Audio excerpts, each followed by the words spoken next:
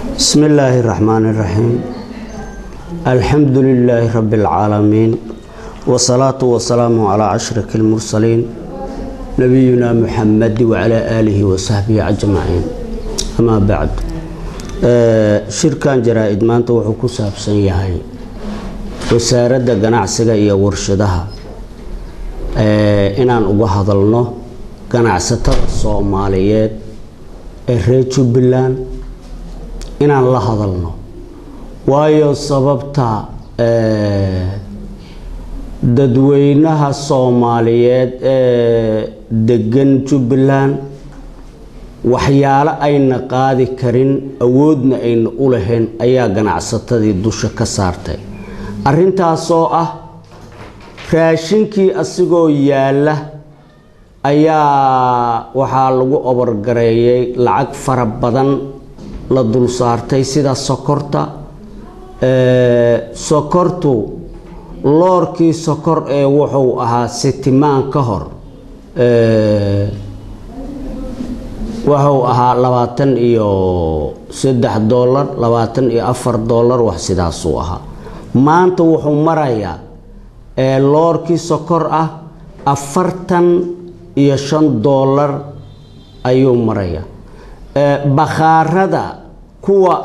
subaxdii dadku ganacsatada ay ku kalahaan oo ay furaan ay ku ganacsanayaan way wada buuxaan kuwa keed la yiraahdaa jiro wada buuxa garan maayo wax arintaas ay u sameynayaan ganacsatadu garan maayo waxa inta dheeroo jira shidaalkii sitimaan ka hor 20 litir la gaday $20 maanta wuxuu marayaa $45 shidaalkii waa yaala bakhaaradii uu ku jira bakhaaradii asagoo ku jiro kuwa keydka la yiraahdana waa wada buuxa waa soo dagaya doon baa taagan hadda waa wada doon kale ka horeysay waa keentay bakhaaradii waa buuxaan ma wax la yaqaan ama la garan kara ma aha waxyaalahaas dhacaya marka ganacsatada waxaan u sheegayaa arrimahaasi inay ka waantoobaan oo ay sameeyaan sicirkii dadka ay wax ugu iibsanayeen inay ugu iibsadaan dadkooda waay inayna dhibaateyn waa ka codsanaya ciidamada booliska Soomaaliyeed ee gobolka Jubbaland dawlad goboleedka Jubbaland ciidamada nabad sugidda Jubbaland waxaan farayaa u sheegayaa inay arintaas baaris ku sameeyaan sababta ay ku dhacday 20 litir in la gado $40 loorkii sokor ee la gado $45 keedadkiina ay buuxaan bakhaaradina ay ku jiraan arinta arin la qaadan kara ma ciidanka nabad sugidda ciidanka booliska si degdeg ee arinta jawaab waafi ah inay ugu bixiyaan dadka sameynay ganacsatadu ma wada sameynaysa arintaas siday ila tahay laakiin ganacsatada sameynaysa waa in jawaab degdeg ah laga bixiyaa oo ay sharciga siduu yahay la waafajiyaa bakhaarka keedka ku jiro shidaalka waa in la soo ogaada nabad sugidda waa inay soo ogaataa booliisku waa inuu soo ogaada bakhaarka ku jira shidaalka keedka ee ku jira iyo midka ee lagu gadaayo oo wada dhooban oo dadkii qaali looga dhigayo waxaasi wasaaradda ganacsiga hadaan ahay ciidanka nabad sugidda ciidanka booliisku waxaan u sheegayaa inay si degdeg ah arinta jawaab ay ugu bixiyaan waayo sababta kuwa ganacsatada ah iyo dawladaba waxaan wax ku nahay dadweynaha hadaan dadweynaha curyaamino ama aan dhibaatayno garan mayno cidaan xukumayna ma garan karno marka ganacsatadeenu ma dhibaatayno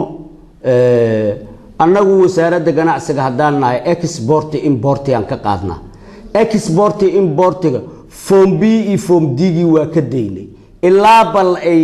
dawladdiina ay ka kubcado ayaguna ay ka kubcayaan dawladda dib ha ku qabtay hal iska daayaan exportiga hataa ma dhiibaan waayahan waa daayeen sidaas ay tahay waxaan leenahay ganacsatadu yaan la dhibaateyn mar hadii aan anagu aan leenahay ganacsatada yaan la dhibaateynin hadii ayagu dadweynihi ay dhibaateynayaan masaakiinta aha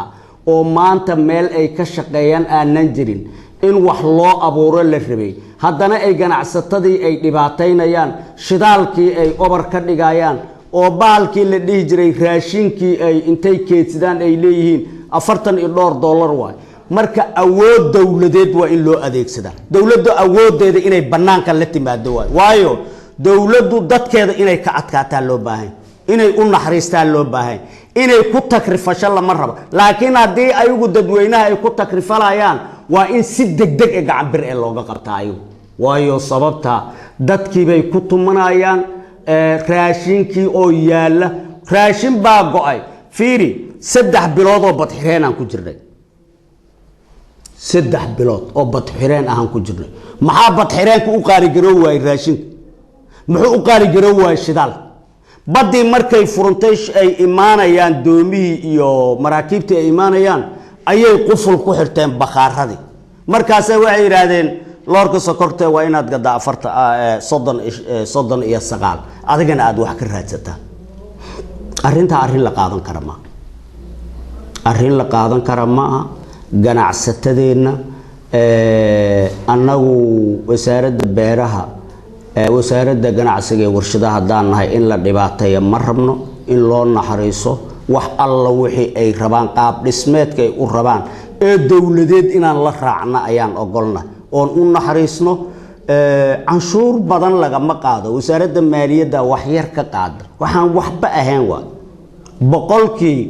boqolkii waxa laga qaadaa $0.5 miya wax saas aha laga qaadaa waxaasna canshuur ma ayadoo sidaas ay tahay marka hadii dadkii ay inay dhibaateeyaan ayagu ay rabaan annagu ka siisan mayna hadii ilaahay raad awoodii dawladdan la isticmaalayna ciidamada sacadan laga bilaabo hawshoodu waa inay qabsadaan amarka dawladana ay fuliyaan